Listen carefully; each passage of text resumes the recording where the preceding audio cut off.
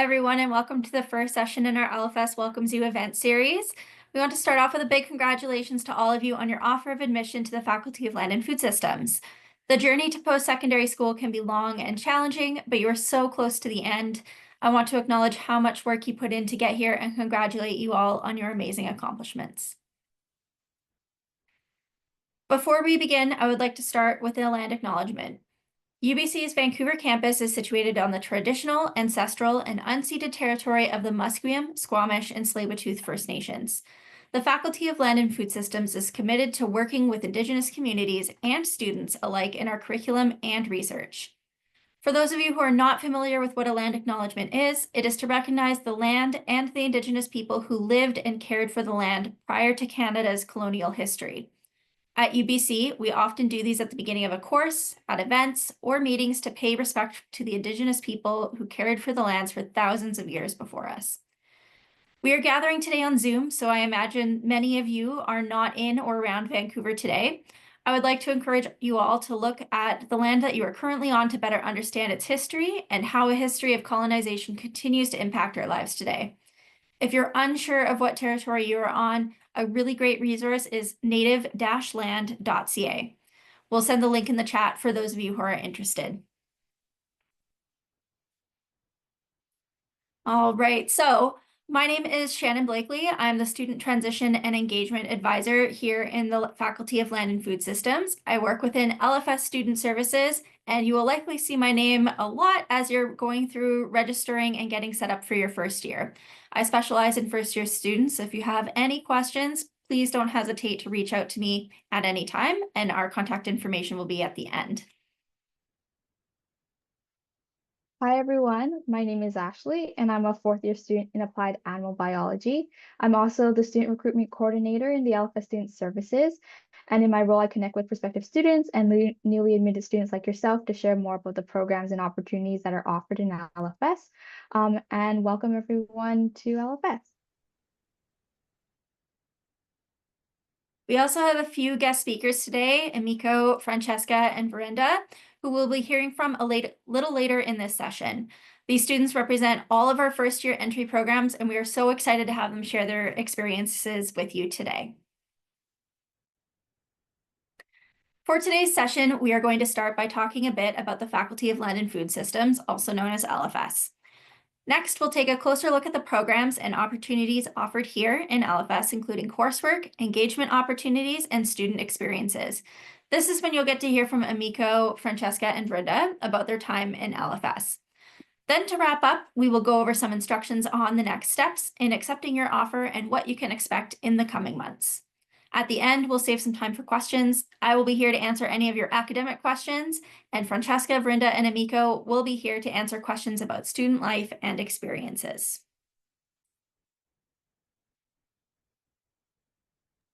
Okay, so throughout the session today, we'll be engaging with you through a function called Slido, and this prevents questions getting lost in the Zoom chat and allows us to do a few interactive activities throughout the session. So to join, you can either go to slido.com and put in the password #LFS welcome, or you can use the QR code here and it'll give you direct access to our Slido.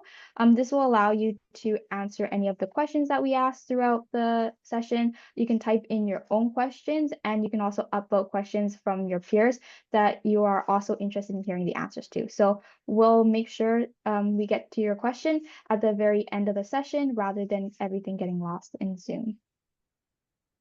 We'll just give you a couple seconds to get that set up, but once we get the function working, you can also see the login information on those slides as well.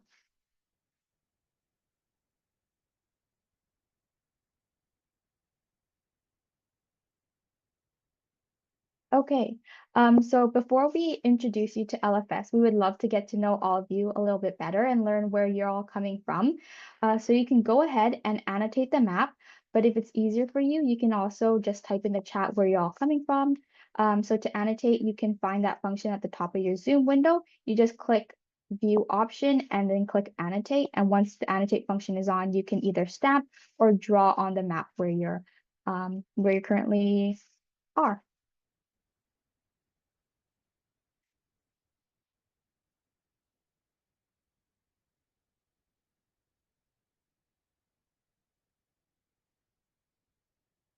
Okay, looks like there's a big check for Quebec.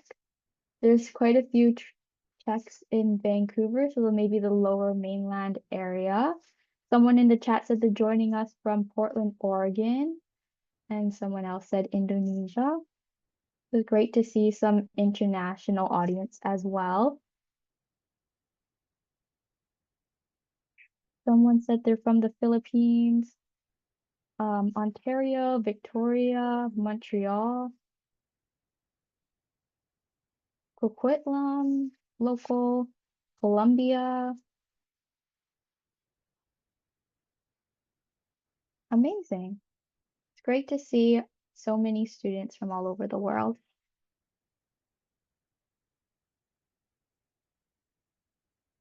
Okay, I think we can move to the next slide. So to test out our first Slido activity, we're going to do a word cloud. So what words do you think of when you think of LFS? Once we switch to the next slide, you can go ahead and put in words that you one word or a few words that you think of when you first think of LFS. And then the words that are in larger font means that those words are more of a popular answer. So feel free to type some words in.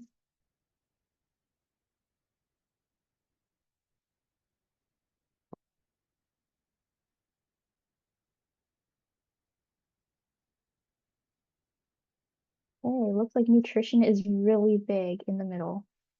Looks like we have some FNH students here. Agriculture, environment, food. I think everyone here is connected through food, which is great. Nature, empathy, health, farming, economics, science, connections, applied biology. I love how there's a mix of subject areas, as well as just some wholesome words like good, empathy, life.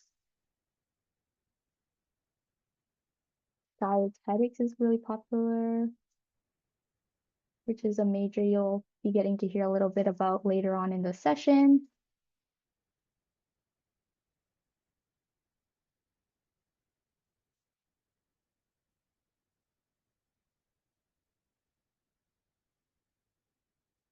Okay, I think there aren't too many words coming in anymore.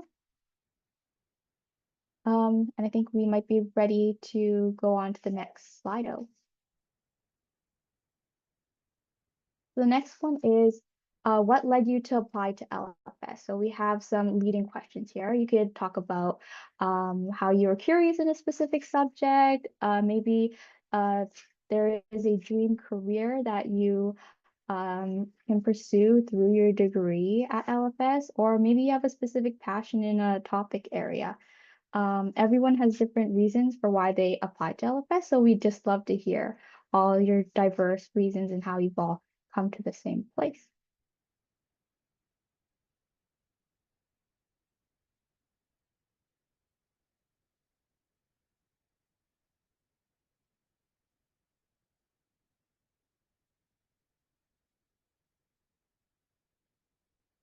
Okay, health is really big.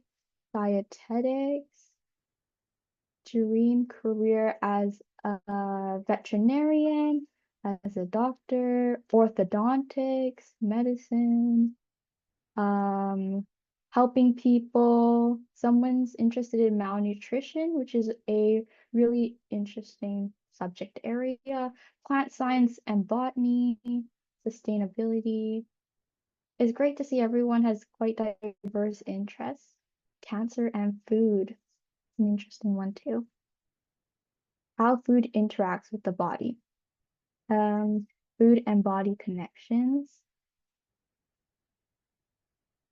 Interdisciplinary nature. This is so great, and I think you'll all get to explore that a lot more next year. So I'm excited that all of you have a little passion or area that you want to explore.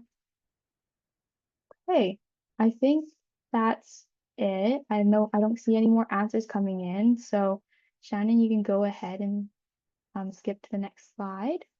Okay, so we asked these types of questions with the incoming first years back a few years ago, and these were some of the words that they came up with when they first thought about LFS. So you can see here that they were only a few words, and the bigger ones were food, animals, sustainability, medicine, food system, fermentation. So a few smaller, more specific words, but for the most part, they were quite general, like food and animals.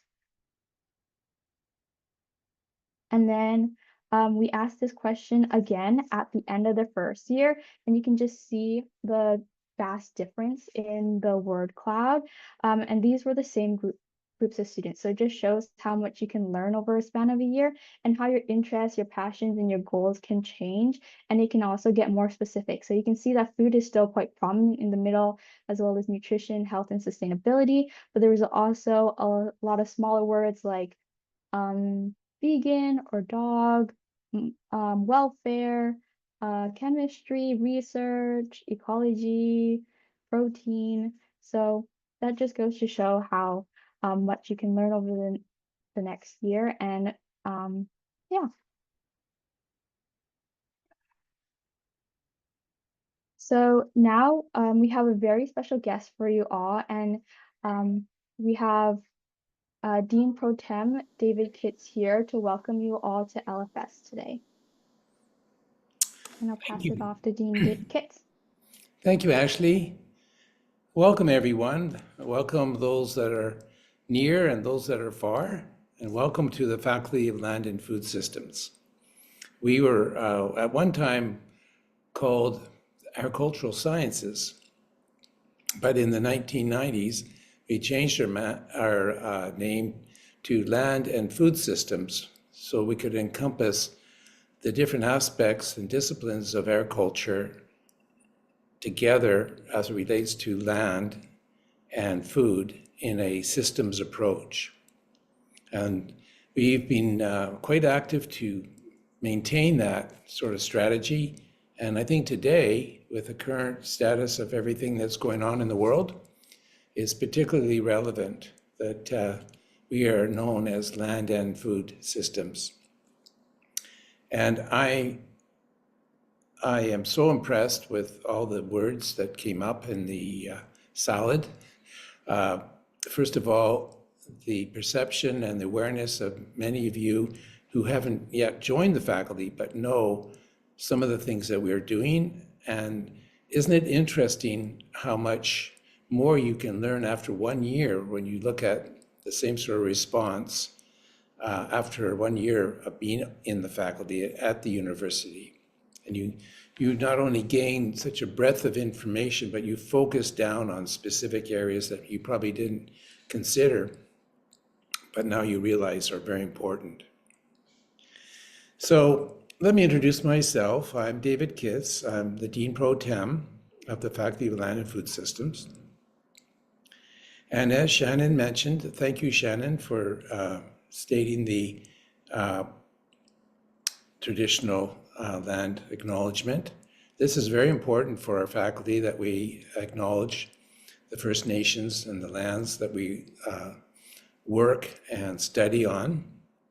And because we have a university farm right on campus, sort of a living lab, we are particularly grateful for that opportunity.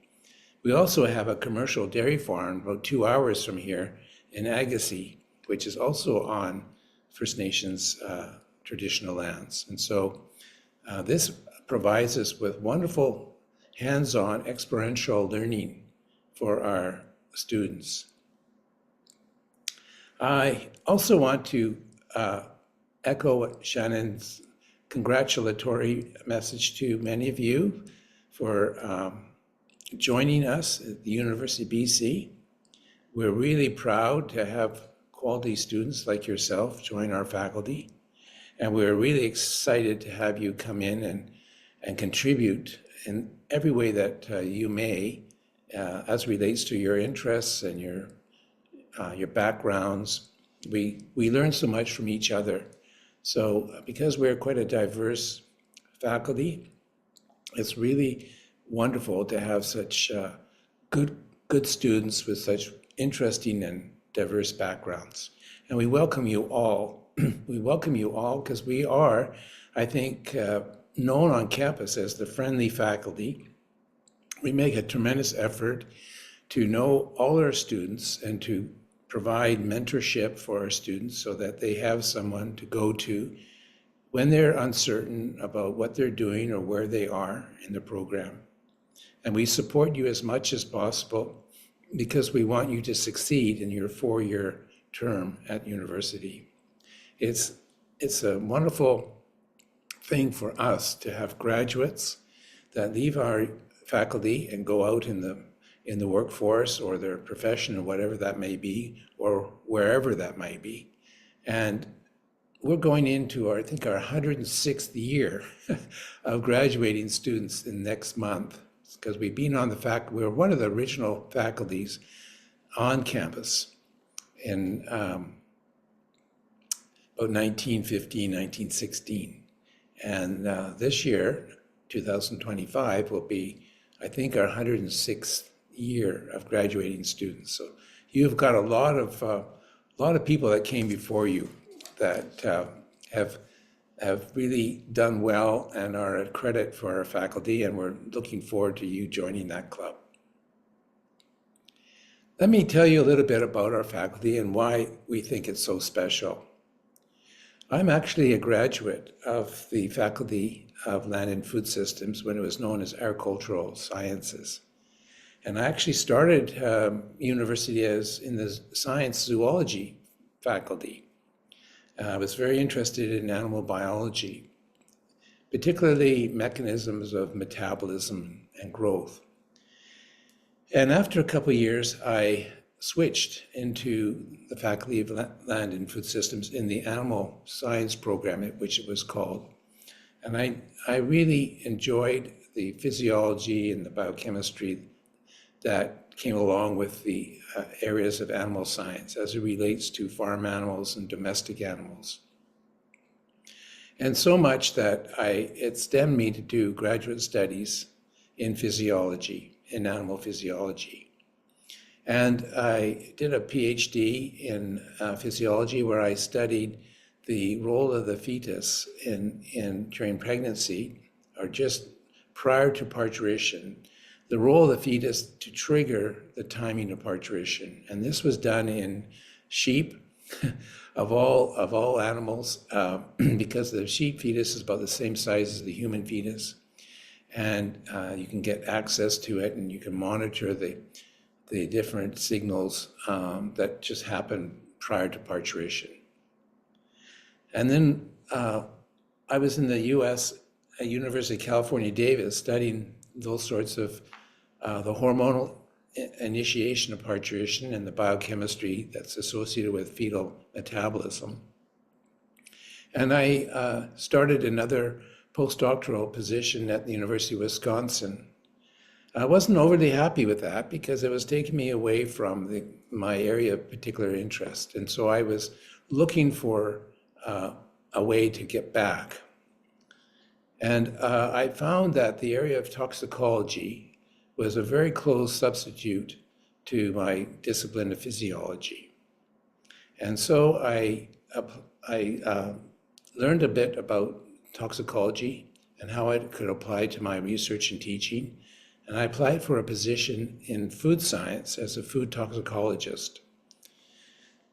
And since 1983, 84, I've been in the food science program as a toxicologist in my research, studying some of the natural toxins like shellfish poisons, pesticides, antibiotic residues, and some of the the derived toxins such as caffeine and maybe the Maillard reaction products that are generated with thermal processing. And now I'm focusing more on looking at the bioactive nature of many plant compounds that actually at one time were thought to be toxic, but actually in the proper concentration act as a protection mechanism because they stimulate our immune system and protect us against disease. And particularly they provide us antioxidant protection, anti-inflammatory protection. And now what we're doing is we're looking at plants in a totally different way as sources of these bioactive polyphenols that we can take, extract out, and incorporate by formulating new bioactive food systems. So that's just an example of how the innovation of food science has gone from identifying specific nutrients to now actually formulating value-added food systems that have health benefits. Now, our faculty stems from what we call farm to fork. And what that means is that we're very active in the farm and production of agricultural products, farming, understanding the soil, understanding the plant, understanding the interactions between soil and plant through microbiology, understanding the animal-plant interactions, and understanding the welfare of animals that produce our commodities. Dairy to produce milk, poultry to produce eggs, and fish to produce seafoods. And we have active research programs and teaching in all those areas. Then we can go a little bit towards the processing side. So once the food is being produced, it needs to be manufactured and processed. It needs to be made safe. It needs to be determined to be nutritious. And in order to do that, you need to know the basic chemistry, physics, and microbiology of the food system. And so food science basically works in those areas. And we have a wonderful food processing engineering facility where we can actually look at the changes in foods as we expose them to different processes. Heating, chilling, and then of course packaging, use of different packaging materials. These are all very important areas of food science now because they relate to not only the sustainability of the food that's produced, but the security of the food that gets to the consumer. It's not wasted, it's maintained high quality, high nutritional value. Then we can go a little bit further and we go into the nutrition and wellness areas. Topics such as understanding the nutritional requirements of consumers, age-related requirements as you go through the lifespan, food behaviors, eating behaviors. And this is where our basic nutritionists and our dietetics faculty work on and complement a lot of health issues that are related to nutrition. And not only that, but we have a good collaboration between the food scientists and the nutritionists as we understand how certain nutrients act as certain chemicals in a matrix. And then, of course, we're not stopped yet. We have to think about the economics. And so we have a very active food resource economics group. And they look at supply chains, they look at policy as it relates to supplying the food to the consumer. And this has become a very important area now, especially with what's going on with tariffs. And we're seeing a lot of interest in this program as well. So as you can see, whatever your interest lies, you will find something in this faculty that will motivate you to pick a discipline that you may find to be with you for many years as you go through your academic career. And that's our job, is to provide you with that experience and that training. Not only that, we want you to have expertise. So you all get trained, but those that get certain expertise through co-ops, hands-on training, this separates you from the average university student. and we're very proud to provide those opportunities. So during this session, you'll hear all about the great things that our faculty offers our undergraduate students. And these include some very neat first-year courses called LFS 100, Land 1, and our online learning portal, Roots 101. These are sort of courses that sort of break up the first year requirements of prerequisites such as your chemistry, your math, your physics, and if you're in that area, or your English, and gives you a connection with our faculty as you go through the first year science courses. You'll learn more about us each step as you go through your registering of your courses, and you'll become well-versed on the options and the choices that are available for you that you will take when you apply for admission. If you have not already done so, you can look at the courses that are made available to you. I'm particularly excited. One of my most fond activities as Dean of the faculty is to get a chance to meet our new students as they enter their academic career.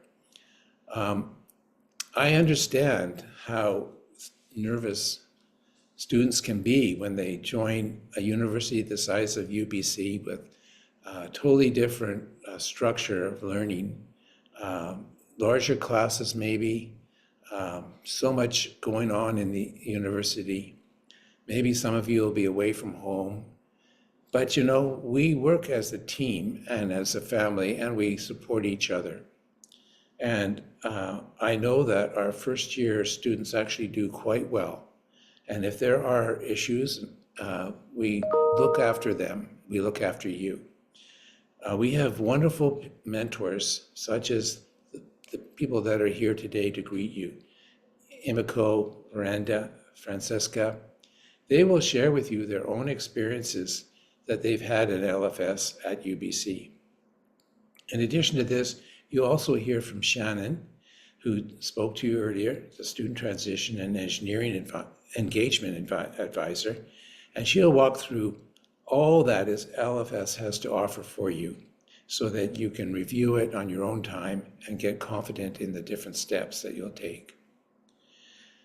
So once again, I want to welcome you to UBC, but in particular, Land and Food Systems.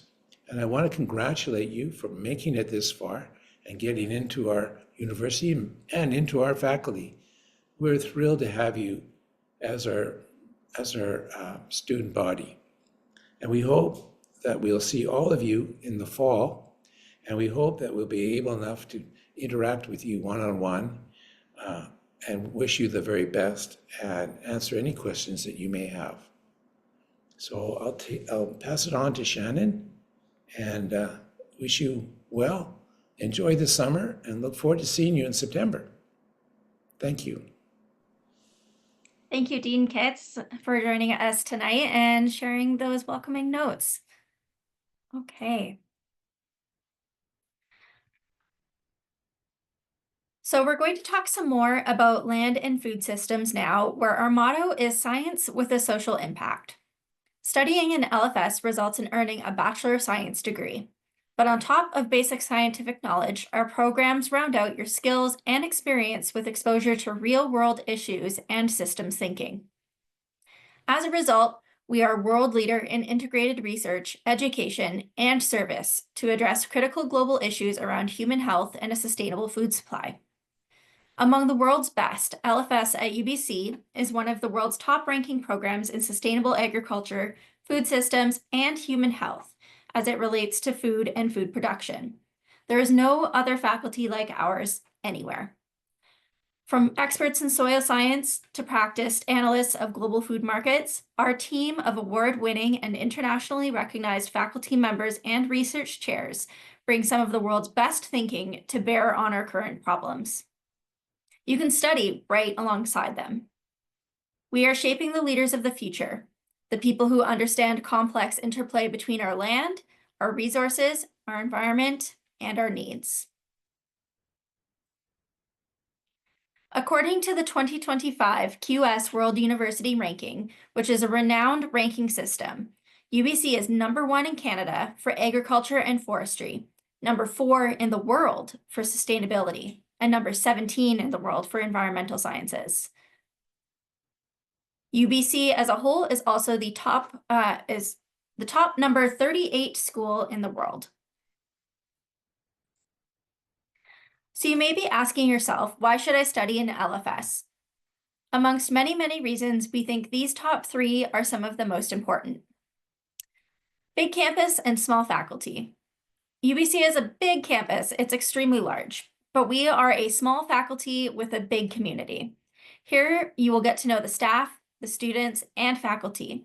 This creates an atmosphere of support and grants opportunities to hone in on your subject-specific interests in upper years that you sometimes cannot find in other faculties. Our programs address real, local, and global issues like food security, health and nutrition, land use, animal welfare, and more. We also operate from the perspective that no issue can be studied from a single lens. We use a systems-based approach, which helps to fit your specific area of focus into the bigger picture overall. There are lots of ways that you can get hands-on opportunities, whether that is through exchange, research, practicums, part-time jobs on campus, co-op placements, and more.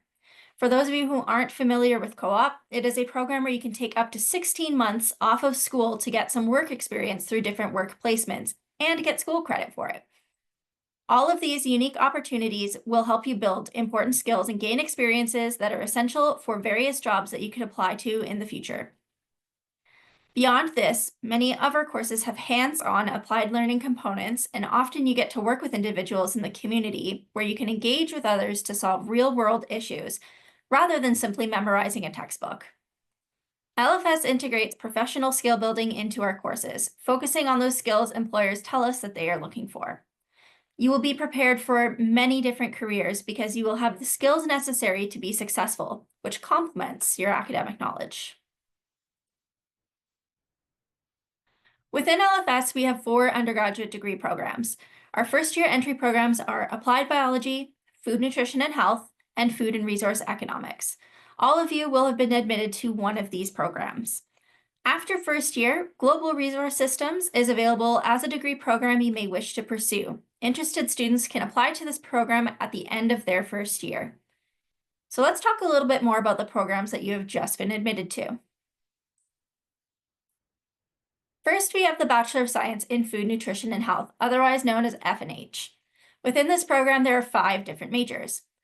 Food, Nutrition, and Health. This is the general major with a ton of built-in electives. This allows you to design a degree that is really tailored to your interest and has the most flexibility. Next is Nutritional Sciences. This is tailored to how nutrition impacts health and the human body. We also offer Food Science as a major, which studies the properties and qualities of food, including chemistry, microbiology, engineering, and development of food. A simple way that we like to explain the difference between food science and nutritional science is that food science has to do with everything that happens before you consume the food, such as how it is made and manufactured, while nutritional science is all about what is happening to the food after you consume it. The Food and Nutritional Sciences double major combines almost all of the components of the individual food science and nutritional sciences major. So you get a comprehensive look at both sides of the food spectrum. Dietetics is a 3rd-year entry program and is the only accredited dietetics program in BC. With built-in practicums, it allows its students to work as dietitians right after graduation. And finally, we have the dual degree between F&H and the Bachelor of Education. For those of you who are interested in becoming a foods teacher in high school, in this program, you will be taking all of the courses you need for the F&H general major, along with education courses that will help you work towards your eligibility for the BC Professional Teaching Certificate. You can apply to that program during your 2nd year. The next first-year program is the Bachelor of Science in Applied Biology, otherwise known as APBI. There are 2 majors available in this degree. The first is Applied Animal Biology, which studies animal physiology, behavior, welfare, and ethics in animal care. The other major available is Sustainable Agriculture and Environment, or warmly referred to in the faculty as the SAGE major, in which you study agriculture, including biodiversity, sustainability, food security, land use, and rural and urban agriculture. Both of these majors also offer an honors option, which you must apply to.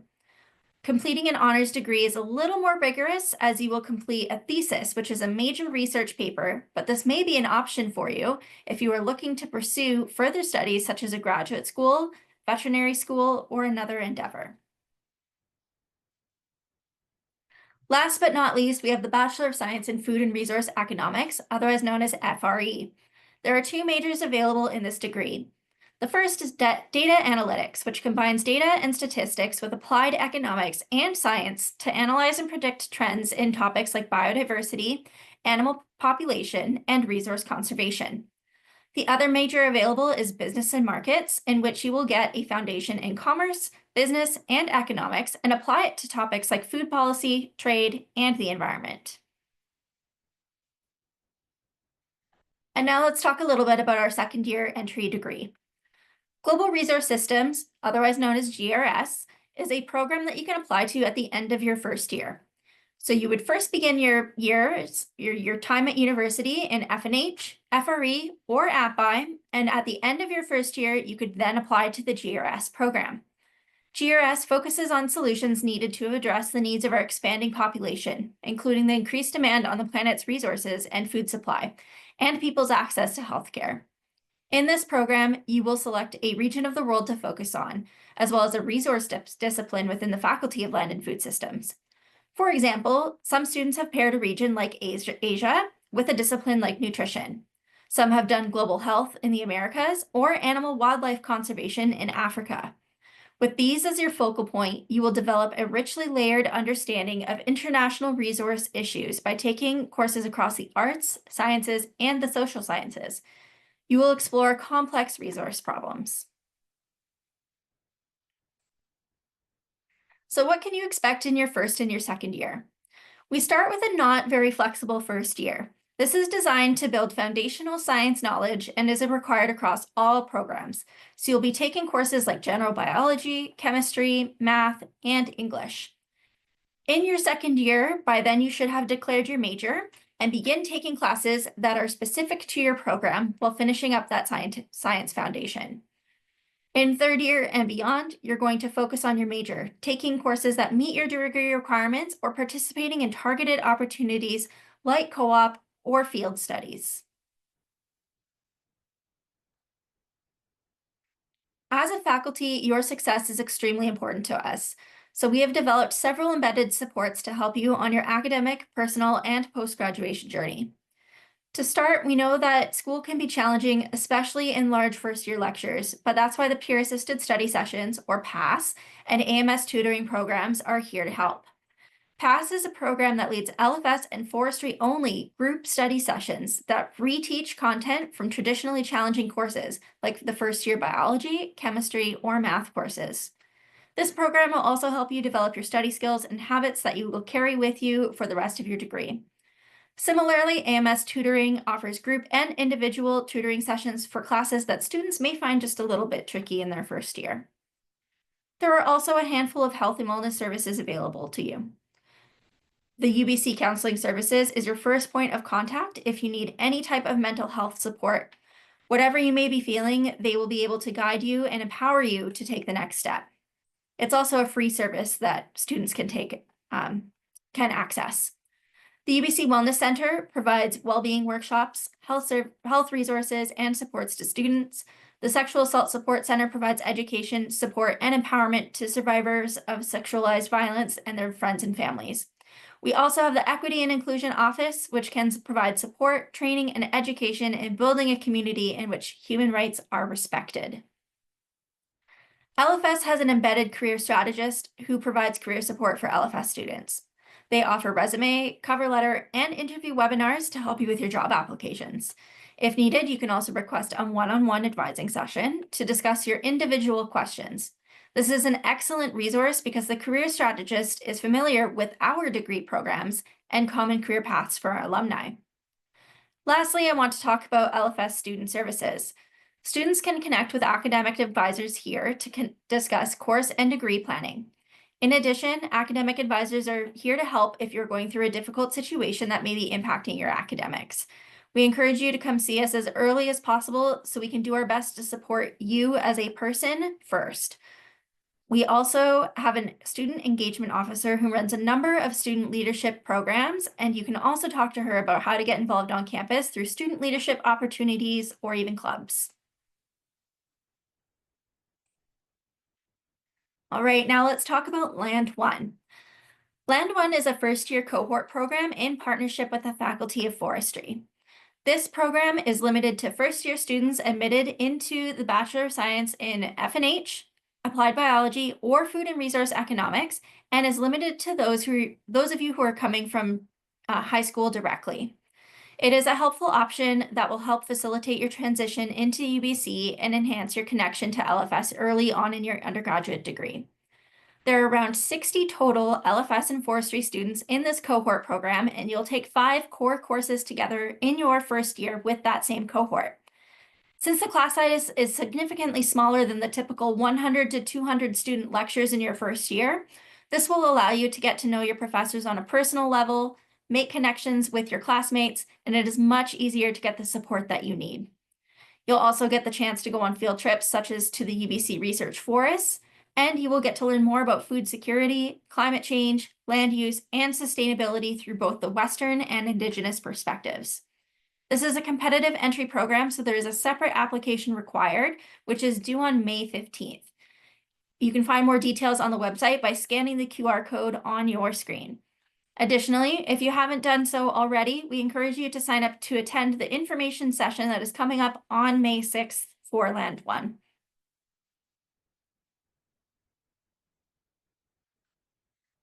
In addition to the academic and personal supports available at UBC that we've talked about, LFS also offers students with another unique source of support. Roots is a full-year online program that supports academic success, social integration, orientation, and transition for new students. It was developed for LFS alone, and no other faculty at UBC has a program like this. This program is designed to keep you informed about important dates and deadlines, facilitate community building with your peers, and give you skills that will aid in your academic success. You'll be able to engage through online workshops, socials, and online modules. Some of the most helpful modules and workshops you'll have access to in Roots are designed to assist you with your first experiences, like course planning, and then registering for courses, learning about exchange or co-op programs, or simply figuring out how to declare your major. First-year course registration will take place between June 24th to 27th this year. Roots will outline the specific courses that you need to register in, including suggestions on which terms to register in specific courses. We can't stress enough how helpful these modules and online workshops were, and we recommend taking some time to go through the material on Roots well before class registration. Past students have said that these were some of the most helpful resources that they have used for registration, and those can be found in Roots. As a bonus, all LFS students are automatically enrolled, so you don't even have to think about it. Just keep an eye on your email for the invitation. If you don't get a chance to go through all of the modules during your first year, or you think some of the content will be helpful for you to revisit in your third or fourth year, all upper year students will have access to a similar course called Roots 201. So we're here to support you through your degree from the very beginning to the very end. I'm going to pass things over to Ashley. Awesome. Thank you so much, Shannon.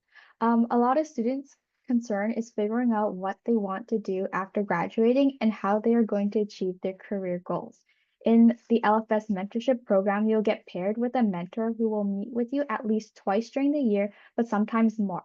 And you'll get to learn more about a career you might be interested in pursuing directly from a knowledgeable professional in the industry. It's a fantastic opportunity to network and make career connections while exploring different career paths. This is a perfect segue to our first guest, Francesca Penalosa, who is a WorkLearn student right now working as a mentorship program assistant. Hi everyone. My name is Francesca, and my pronouns are she and her. I'm in my third year, studying Food Nutrition and Health. And I'm from Burnaby, Canada. And a fun fact about me is that I bathed with elephants in Thailand a couple years ago. And one of my tips in getting the most out of your time on campus is trying to get involved with extracurriculars, such as Ashley mentioned a while ago. I am a program assistant for the mentorship program in LFS. It is a work-learn position. And so work-learn positions are available for UBC students. It allows you to have a job on campus, sometimes outside of campus, and it's very flexible. During the winter term, it's only 10 hours a week. And in the summer, it becomes a 20 hours a week commitment. So for work-learn positions, it allows you to gain experience outside of academics. It also helps you with developing career skills and also some other stuff that you could do in campus is also getting involved in clubs. At UBC, there are over 500 clubs, I believe, that you could join. You could find one that is of your interest. There's a lot of like food-related ones, science-related ones. There's also a lot of more niche clubs such as arts and crafts, about health sciences, and also sports clubs. And also there's also a lot of like very like fun things to do on campus. One of my pictures here are a picture of me and with some of my friends in LFS that we attended the homecoming in UBC, which happens every year. So it allows you to have that university spirit, representing your school, supporting your sports team, and also trying to kind of step away from academics for a while.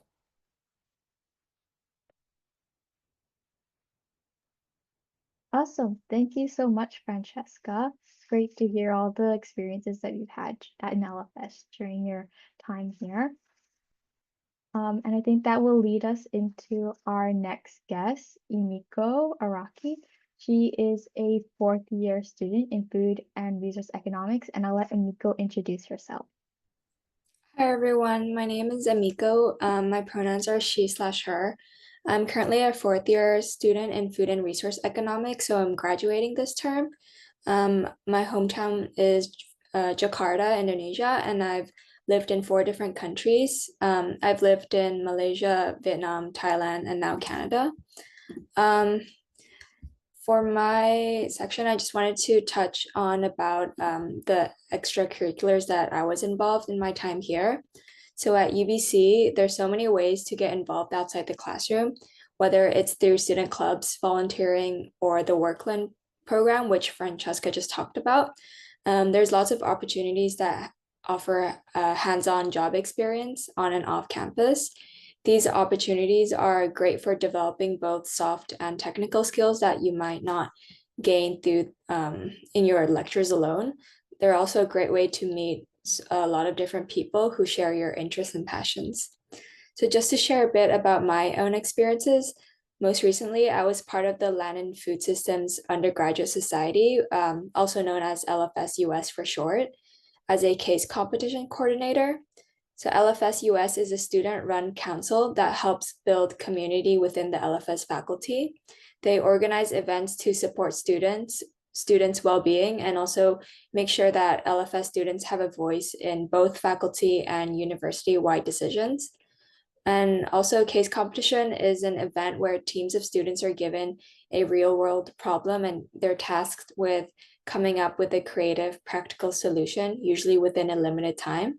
So in my experience, alongside other coordinators, I was able to help plan and run 2 case competitions over the school years. I had the chance to connect with other LFS students and also network with professors and industry professionals. Through this experience, it was great because I got to learn more about food sustainability issues within BC, like reducing food insecurity and also improving local sourcing. And it was also just super interesting to see what solutions the team came up with. And also, I also was able to gain research experience through the Work-Learn program last summer, working as a research assistant with the School of Biomedical Engineering. Adding on to what Francesca said about the Work-Learn, it's a program where students are limited to working 10 hours a week during the school year and 20 hours during the summer, so students can balance work with studies. Our project focused on gender differences in co-op experiences among engineering students. Even though the topic was outside my program's usual scope, many of the skills I picked up in my FRE and LFS courses were super relevant, like things I learned in my statistics class and also a few of my FRE courses. All of those helped me bring a strong data analysis skill set. I also had the chance to present at our findings at a Canadian engineering conference, which really helped my public speaking skills. And a lot of your courses will include presentations too. So that experience really gave me a confidence boost overall. It just shows that overall, it just shows at UBC, there's so many ways you can gain really interesting opportunities, and some of them you won't be able to get them through your lectures alone. Amazing. Thank you so much, Emiko. It's so great to hear how you're already applying a lot of your course material into some careers and jobs that you've been a part of in your undergraduate so far. And now I'm going to pass it off to Vrinda Sabitha to share a little bit more about her favorite LFS experience so far. Vrinda is a fourth-year student in applied animal biology, and I'll pass it off to Vrinda. Hi guys, my name is Vrinda. As Ashley mentioned, I'm a fourth year in API, and my hometown, I'm from Kerala, India. And a fun fact about me is that I can speak more than 4 languages. Some of my favorite LFS experiences, I want to start with Imagine Day. I still remember Imagine Day in first year. I was very nervous to go, but thankfully I mustered up the courage, and it's one of my favorite experiences in UBC so far. I made a lot of new friends, and these are people that are still very close to me with this day. And my orientation leader was super approachable. She answered all of my questions, and she really helped me to feel like I belonged in LFS. And this experience was, it really struck with me so much that I applied to be an orientation leader in my 3rd year. And another experience I want to talk about is research. I'm currently in, and I'm taking it as a directed studies. It's where you can get involved in research while also getting course credits for it. And it's something that I've really enjoyed and something I've explored just recently in 3rd year. And like I've said, LFS just really makes it accessible to students to get involved in research early. And this has been very beneficial for me to kind of figure out if research is really my thing for the future. And the last thing I wanted to talk about is the LFS Wednesday night dinners. And it's such a great initiative to tackle food insecurity on campus.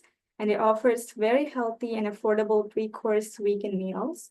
And the best part is that everyone's super welcoming, and it's such a really nice and welcoming atmosphere. And you can always meet new people over great food. So I always found it to be a very comfortable space. And I would really encourage you guys to go and check it out if you get the chance. Thank you. Thank you so much, Vrinda. It's so great to hear all the diverse experience that you've had in LFS and how you really enjoyed it. So like Francesca, Emiko, Vrinda has discussed, there are tons of ways and areas for you to get involved in UBC and in the LFS community. So Vrinda already touched on this a little bit, but we have the Wednesday night dinners, and this is a student-led dinner series that is run by LFS US, which is the undergraduate society. And they provide a 3-course plant-based meal to students at a very low cost. This is a fun way to get involved on campus, either as a volunteer making the food or just a place for you to hang out and have dinner and connect with your fellow LFS students. We also have the LFS Undergraduate Society, which is a student council. Members of the LFS US host community building events to support and connect with students across the faculty. So like Emiko said, there was the case competition, but they also have study sessions, movie nights, and they also give out fun exam care packages. In addition, there is the LFS ACE team, which stands for the Academic Career Engagement Team. This is a group of students who run career and networking events for LFS students throughout the year. So they'll have study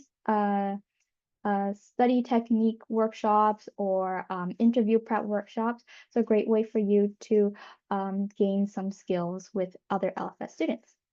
LFS also has the Agora Cafe, which is located in the ground floor of the Macmillan Building, which is one of the main LFS buildings on campus. Agora is a student volunteer-led and operated cafe designed to provide affordable food to students and community members. They have some really delicious meals and treats, and they sell out fast every day, so you have to be there extra early. Another great way to get involved is in one or more of the 300 clubs on campus that Francesca mentioned earlier. Some highlights related to LFS are the NutriKids Club, which is a club that creates and runs food and nutrition workshops for elementary school aged kids. Another option is the UBC Paw Club.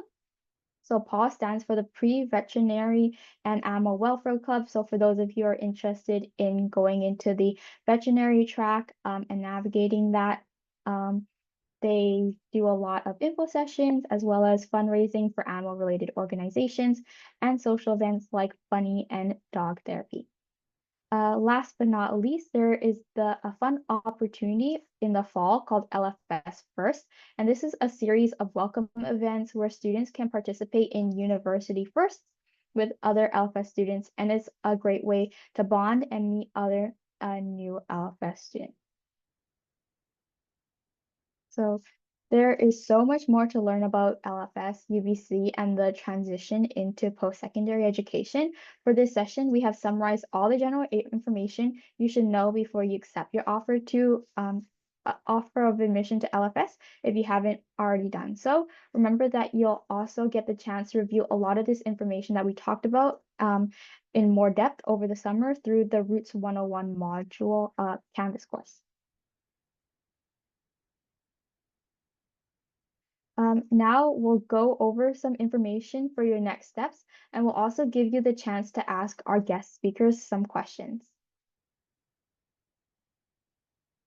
So first, I want to share the schedule for the rest of our LFS Welcome You session. Tomorrow, we'll have a deep dive into our degree programs. So you'll get the chance to hear from professors, current students, and alumni in the programs that you have been admitted into. On Thursday, we will have a career session where you hear from various alumni as they share how their experiences at LFS have helped them through their career journey. If you haven't signed up for these sessions, already, you can scan the QR code on the screen and it will give you the registration form. Also a reminder here, you can sign up for the LAN 1 session in the second QR code here as well. So if you haven't signed up or you missed the link for that, I will put it into the Zoom chat as well.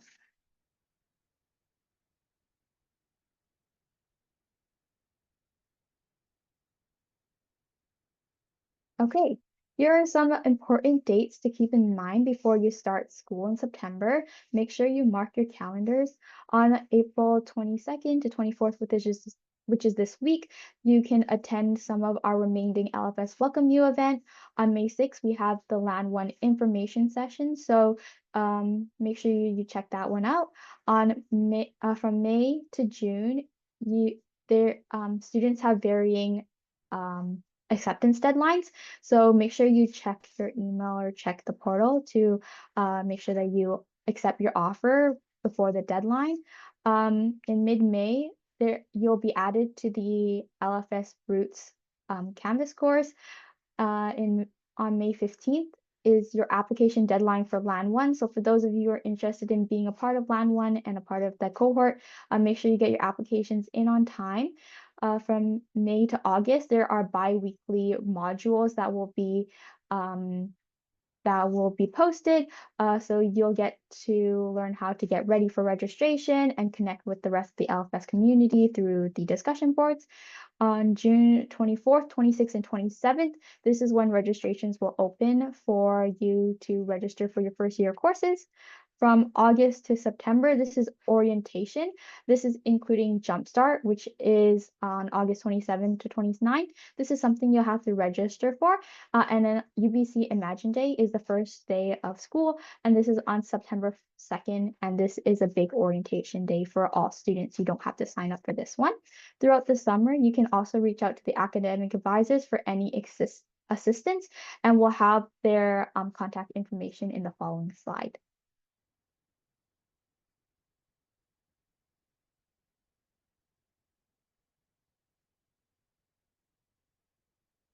So here is how you can stay in touch with us before we jump into the Q&A.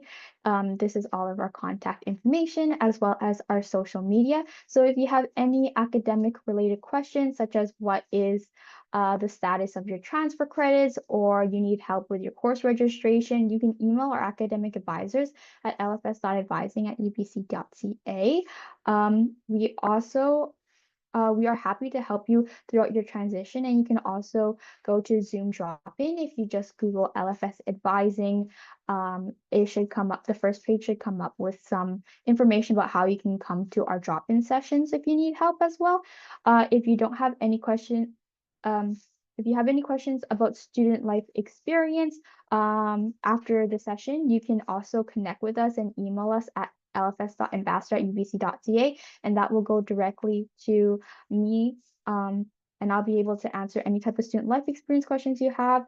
You can also find us on Instagram at LFS Newsletters, and on Twitter at X now at UBC LFS.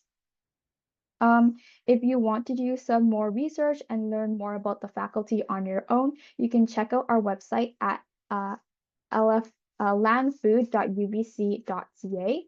Now we will jump right into the questions. So feel free to type your questions into Slido, but if you're comfortable speaking up and getting recorded, you can also unmute yourself and ask. So just put up your hand using the Zoom function and we'll call on you.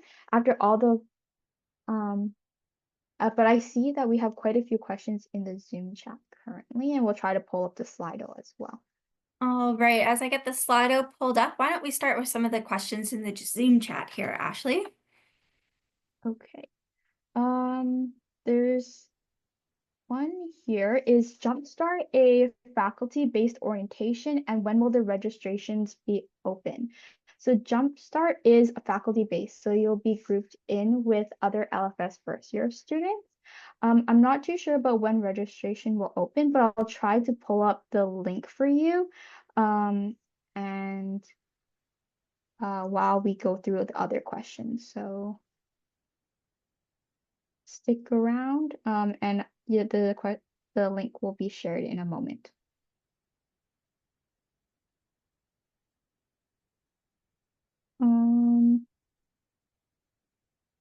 So another student said, as a transfer third-year student, how can I apply for the dietetics program? So the dietetics program, you can usually apply in January, and that information will get posted on their website when the application opens. But I would also recommend reaching out to an academic advisor about the courses that you've completed and whether that aligns with the required courses that dietetics requires you to complete before you apply to the program. So before you register in June, just maybe meeting with an academic advisor and getting that all checked out would be a helpful process. And Shannon, do you have any tips for the students as they navigate that? That is a good question. I think in terms of getting everything set up and ready to go, saved schedules are a great planning tool for figuring out what you need. So starting there would be a great spot.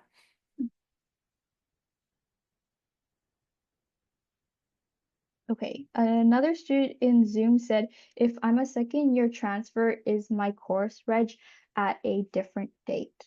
I'm not too sure about this, but Shannon, as the academic advisor, might know more info. Yes, I can answer that. So if you are a transfer student coming in with second-year standing, yes, you will have a different registration date. So make sure that you're checking Workday. You should also get an email a couple of weeks in advance of your registration day as well. Thank you, Shannon. Was there any other questions? Okay, this is the last question on Zoom before we jump onto Slido. As an international transfer student, how can we transfer our credits in subjects we already took, such as chem, math, etc.? Will it count? That might be a question for Shannon. Yes. So with some of your transfer credits or most of your transfer credits coming in, your transcript will be evaluated by the admissions advisors in UBC admissions. However, if you do have some general credits after they review your courses, so let's say that you took a chemistry course or a math course at a school internationally and you feel it is very similar to the content of the courses here, we can have that course reviewed by the instructors or by the program advisors to see if it will be equivalent and can count as a degree requirement. You will need to have your course syllabi available, so just make sure you have all of those before you send any requests in, and wait until your transfer credit has been reviewed before you make that request. Perfect. Thank you, Shannon.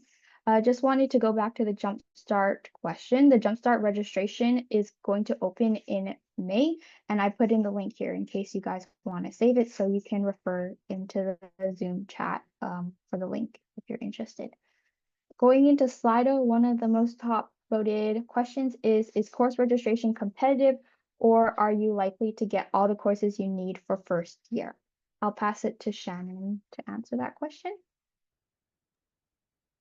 I would say it does depend on a couple of different factors. So many of the first year courses will have multiple sections available at various times and days of the week. So depending on what course section you are hoping to get, it depends on whether or not that exact section may or may not fill up before it's your registration time, or if you go back trying to make changes. So my best advice is to have a plan A, a plan B, and a plan C, and be willing to be flexible with the times in which you're taking your courses.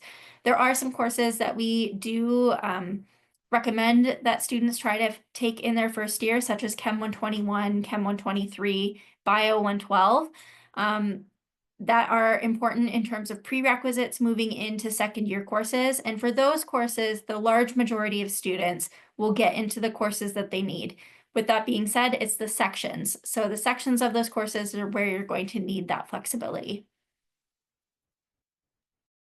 Great, thank you, Shannon. And I think that kind of answers the second question as well, except this individual is also asking if there are any restricted spots just for LFS students, or will they all just be open to all faculties? Again, it will depend on the course. Anything that's hosted in LFS specifically will have restricted seats for students. Some courses outside of LFS, such as chemistry, will have some seats restricted for LFS students, and then others, it'll just be unrestricted seats. Anybody can register for those courses as long as you meet the prerequisites. So the answer here is it depends. Awesome, thank you, Shannon. Next question is, like many, I'm interested in pursuing a career in healthcare. Can you mention some advantages LFS has in preparing students for careers? So a few of the guest speakers we have here are interested in pursuing healthcare, including myself. I'm interested in pursuing a career in dentistry.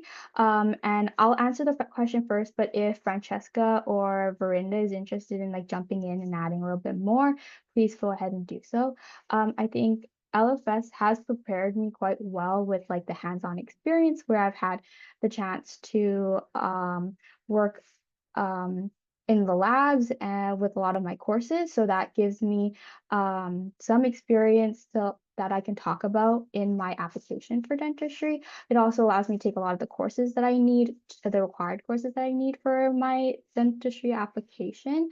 And I believe this is the same case for nursing as well as medical school, but it really just depends on which school that you're also applying to, because some schools do require different types of required courses. So again, check with the school that you're interested in applying to if you need to do extra school for the healthcare career that you're interested in. And LFS also gives lots of opportunities for research. Like Vrinda mentioned earlier, she has had the opportunity to do a directed studies, and maybe she can talk a little bit more about that, but she's interested in going into a becoming a veterinarian. So getting the directed studies and hands-on experience working with animals has been helpful for her. Vrinda and Francesca, is there anything you guys wanted to add about how it has prepared you? Yeah, I could add something. I'm currently in food nutrition and health, but I am planning to go into nursing school. And so I find that this program is quite flexible, and so I was allowed to do all the prerequisites that I need to, and also like use other courses to be part of my application as well. And it also uh it also gave me like different experiences, like for the different extracurriculars that I needed to boost up my application as well. I can also comment, because because we're relatively a smaller faculty compared to maybe science.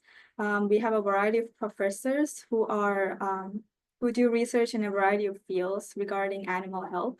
So it's much easier for us to secure or apply for research positions to work alongside them, compared to maybe a student in Faculty of Science. So it's much easier, and we're more successful to be able to secure any kind of research positions which might look good in your applications in the future. Awesome. Thank you, Francesca and Brenda. Oh, I also wanted to add that with the mentorship program, they can connect you with various types of healthcare professionals. I think last year there was a nurse, and then I also got connected with a current dentist, and then previously I was connected with a medical student. So if you're a part of the mentorship program, they can also give you great tips and tricks for how to get into healthcare or like explore that area as well. Okay, I see Shannon scrolling through some of the questions. Yes, just giving everyone a quick look. And I just wanted to touch on the last couple of questions related to the pre-med pieces, or any program that's looking at a healthcare graduate program post-graduation. API, FNH, anything in land and food systems will set you up quite well to go to these schools. So you do not need to transfer into a different faculty or a different major. You are receiving a Bachelor of Science, and many of the courses in your first 2 years will cover most of the requirements that you need in order to apply to those schools. Where there is any discrepancy, you may have to take an extra English course or an extra math course, or an Indigenous Studies course as an example. You can fulfill those quite easily using your elective credits. So yes, these programs do set you up in order to apply to those programs. Oh, and if you come to the Careers in LFS session on Thursday, for those of you interested in medical school, we do have a doctor who is an alumni who will be attending that session as well. Yes, thank you so much for the shout out, Shannon. I think back to the top for the most popular questions is with 3 votes up here, is Math 101 only not necessary for the food, nutrition, and health general major, or do we still need it for all other majors like nutritional science? I think Shannon can take that question. Yes, I'll take this question, and I will preface this with this is a question that is specific to the Bachelor in Food, Nutrition, and Health. So do not panic if you're in another degree and you're not sure. Make sure that you're checking your degree requirements that is required for your program and your major. For food, nutrition, and health specifically, Math 101 is not needed going forward for the food, nutrition, and health general major. However, there are other majors within the faculty that do require it. So at this time, food, nutrition, and health, and then the dietetics major are the 2 that do not require Math 101, but the other majors do. Thank you. Next question, a student has accepted their offer, but they're currently waiting for a scholarship result. Would it be okay for me to be connected to a recruiter? I'm not too sure about scholarship information. Shannon, do you know more about that? Yes, I can tell you that it is in processing right now. So everyone is being reviewed at the moment. So you're gonna have to sit tight and wait. However, if you're wanting to be connected to a recruiter, you can always reach out to UBC admissions for more information, or you can reach back out to our office, lfs.advising@ubc.ca, with more specific information, and we can help connect you from there. Great, thank you. And I think the student just raised their hand. Would you like to ask another question or follow up to this question that you posted in Slido? Will it be okay for me to follow up because there was a limit of characters, so I couldn't really explain my situation. Will that Yeah, be okay? Yes, I will pop our email in the chat for you if you can send us a quick email, and we will look further into that for you. And that email I'm popping into the chat can be used by anybody for further questions after this presentation as well. Thank you so much because I'm quite confused. No worries, we're here to help. Okay, next question we have here. Just wanted to confirm, does the LFS co-op program take 5 years to complete instead of 4? So I'm currently in the LFS co-op program. And co-op program, for those of you who are not too familiar with the term, is getting 16 months off of school to get some work experience. So since you're taking that 16-month break from school to get different work placements, you will have to add another year onto your degree. So then so I'll have to be doing take 5 years to complete my degree rather than 4 years, just so that I can include the work experience in between my study terms. Next, if I find that FNH isn't for me, how easy is it for me to transfer out of it in my first or second year? I'll pass that to Shannon. Thank you, Ashley. And I'll chat about this question and also the how easy is transferring between majors and the faculty question at the same time. So if you find that FNH is not for you and you're wanting to transfer out, it'll depend on where and what you're trying to transfer to. So transferring between majors within the faculty, if you're staying within the same degree program, such as FNH, if you're in the FNH general major and you want to transfer to nutritional sciences, that is a very easy switch. However, there are some competitive majors within food, nutrition, and health that you may have to apply for, and those are programs such as dietetics or food sciences, and that will require an application in order to apply. If you're looking to transfer faculties, so let's say you want to transfer from the Faculty of Land and Food Systems over to the Faculty of Science or the Faculty of Arts, it's going to depend on a large number of factors, and that is A, what faculty are you applying to? B, how successful have you been academically so far? And C, how many students are applying for those limited seats in which to transfer to? With that being said, it is not impossible to transfer faculties or transfer programs. We see students do it quite often. So that is a common experience for students. There is also the third option of transferring degree programs within LFS, and that still requires an application, but is still a little bit easier because the program requirements are quite similar in your first and second year.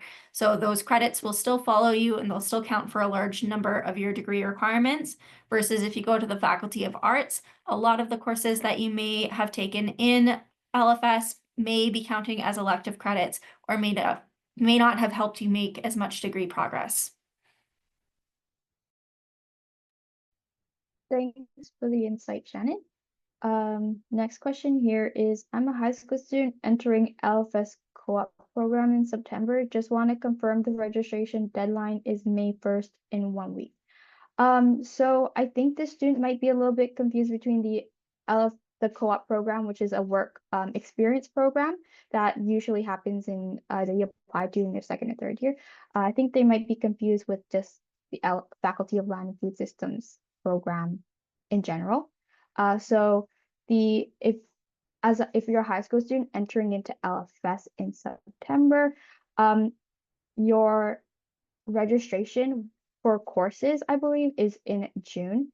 And so the I- registration. Yeah, Shannon, do you want to jump in? Yes, I can jump in here. With the LFS program, one of the more common acceptance dates is May 1st. So if you're looking to accept your offer of admission into the LFS program, likely May 1st could be your acceptance date. Again, that will vary for some students, so make sure that you're checking. Like Ashley said, the LFS co-op program specifically, you apply to in your second or your third year, depending on when you would like to do that co-op experience. Thank you. Next question is the extra year made up of 1 full year of work experience, or do students alternate between study and 4-month work terms throughout the program? So it really depends on when you start the program. Some students have alternating between study term and work term, while other students like myself, I've done straight 12 months so far. So you can see more information here. I'm putting the co-op link here, and it has a graphic with different types of degree schedules. So some have switching in between study term and work term, while there's another example that just shows study term and then all your work term at once, and then study the rest of your study there. So yeah, there could be alternating, and it doesn't have to be 4-month placement. Some students have 8-month placement, 12 months, or 16-month placement. It really just depends on what positions are available and what positions you end up getting. Next, I am an Associate of Science graduate transferring directly into second year at UBC Applied Biology. What are some key differences between transfer and first year? I'm not a transfer student, so I can't speak too much about that. Are the other guest speakers here, are any of you guys transfer students that would like to jump in?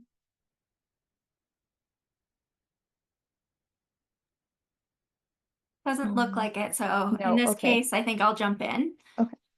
With the transfer students coming in, it is likely that you will have some of those first year courses completed. So the first major difference is going to be what courses you are taking, and figuring out that course planning. With that registration process, you may need some extra assistance due to transfer credits from academic advisors. So connect with us nice and early. We're always happy to help with the course planning. In terms of other key differences, I think finding your community coming in as a transfer student, I understand that that can be a little bit scary. You're coming into a place where you may feel like everybody knows each other already. So don't be afraid to take that step and get out and get engaged in the community. Join some clubs, find some job volunteer positions, find a work-learn position. There's lots of opportunities there, but don't be afraid to reach out and connect with other students and start building that community around you. Thank you, Shannon, for jumping in. Next question. With the co-op program, is it possible to add a minor, and what is the process? I think Shannon would know more about the minor aspect, so I'll pass it to Shannon. Yes, it is possible to add a minor. Students apply for minors at the end of their second year, so you do have lots of time to think about it. With minors, it is a way to add a specialization in a very specific area of study. So we always encourage students to think about what are they most interested in, or what they think will help with their career paths going forward before adding a minor. Minors can add additional courses, not always, but can add additional courses on top of your degree, depending on the minor. So deciding about whether or not you want to add that on top of your co-op, which is already extending your degree, may be a good idea to have a conversation with an academic advisor after your first year to decide if adding a minor is the right step for you. Thank you, Shannon. I think this is a related question at the very bottom for the latest questions. It is not related to any specific program, but is it possible to do a combined honors and a minor?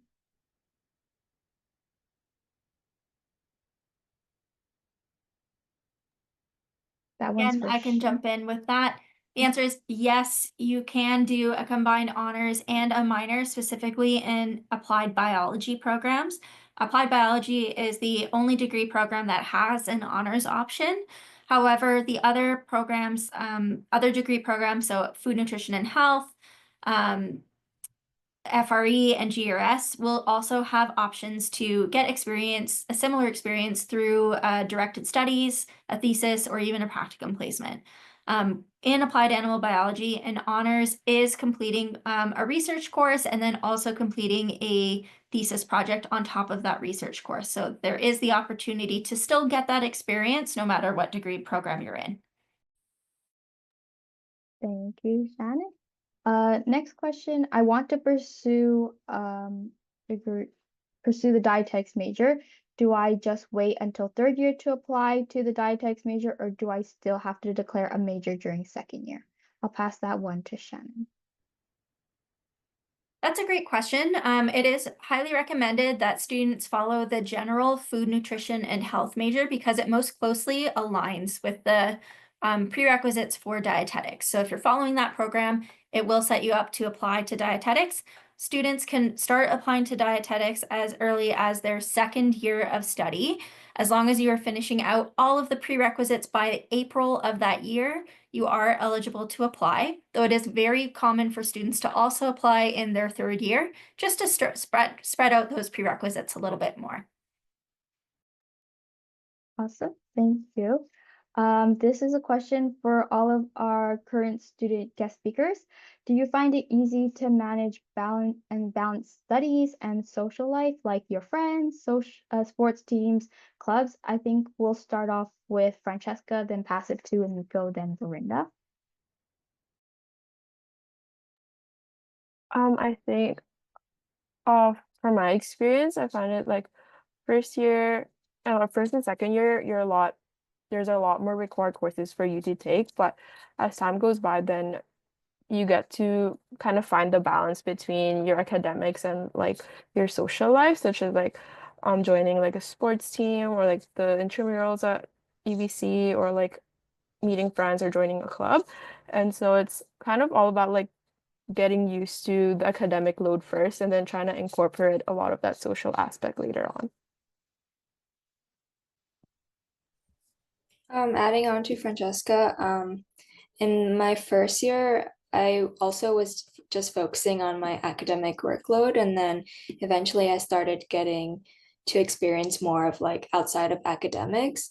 And also there are in some clubs there are certain roles where like the that your commitment hours are lower compared to others. So that's definitely something you could look into if you want to join a club position. Just to comment, I think everyone's balance is quite different, and it's really your part to kind of find it rather than just going with what others tell you to do. But I would maybe recommend for first year, first semester, maybe try to take relatively 4 or 5 courses, and then try to see if you still have time to do other things, and just kind of experiment in your first semester and see how that goes so that you can find your balance.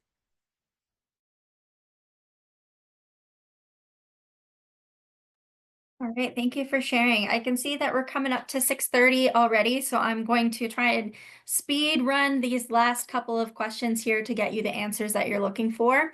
If I did not get to your question today, or if you still have questions that pop up after this session, be sure to join other sessions coming up this week. There will be Q&As in those sessions and lots of information, so be sure to register for those sessions to get those links. Okay. What happened to the plant and soil science major in AppBi? That major was restructured. It is now the sustainable agriculture and environment major. So pretty much all of the same courses there. You can get the same experience. It just has a different name at this time. Does the co-op program count for uni credits as part of the degree, or is it a break to get work experience? It is really valuable work experience, and it does get printed on your degree if you do the full 16-month term. Ashley, do you have anything to add to that question? No, I think that pretty much sums it up. It's just a break, so you don't actually get credits for it. So it doesn't count in replacement of any courses that you have to complete for your degree, but it's a really valuable experience that I would recommend looking into once you get the chance to in second and third year. Yes, and like I said, if you do all 16 months, so all 4 terms, it does get printed on your degree. So if that's something that you're really looking forward to or really value, that is the way to get that recognition there. Land 1 cohort is for students completed first year or for high school students entering UBC this coming September. Land 1 is for incoming students. So if you're coming in this September out of high school or after a gap year, you can apply for Land 1, and I highly recommend it. It's a fantastic program. It really helps with the transition. We hear from students all the time about how they wish we had a Land 2, Land 3, so be sure to take advantage of it while you can. And then finally, would you also know when the dorm registration deadline is? So if you did not apply for UBC housing as part of your application, the deadline to apply for UBC first year guaranteed housing is upcoming on May 1st. So there's lots of deadlines coming up in early May, so make sure that you're checking your calendars and are getting ready to go and checking all the boxes that you need to. I'm just going to jump over to the Zoom chat and just make sure I haven't missed any here. If we already got a preliminary acceptance, when do we get a final confirmation of UBC acceptance? That will depend. It'll depend on what they're waiting for. They may be waiting for your final grades. They may also be waiting for final reviews. So keep an eye out. You will get that final confirmation soon. And then finally, as a transfer third year, how can I apply for the dietetics program? As you're coming in, as soon as you have met all of the prerequisites, likely you're going to need to complete 1 or 2 courses in order to meet the application requirements, such as LFS 250 or FNH 200. So as soon as you're completing those courses, the dietetics application is always due in January every year. As long as you're finishing up those courses by April, you will be able to apply in that year. And I'll pass it back to Ashley to wrap us up. Amazing. Thank you so much, Shannon. And thank you, all of our guest speakers who took the time to share your experiences and your insight with us today. Thank you all for coming, and hopefully we'll see you at the rest of our LFS Welcome You sessions later this week. Thank you for taking the time to learn more about LFS with us today, and I hope you all have a good night.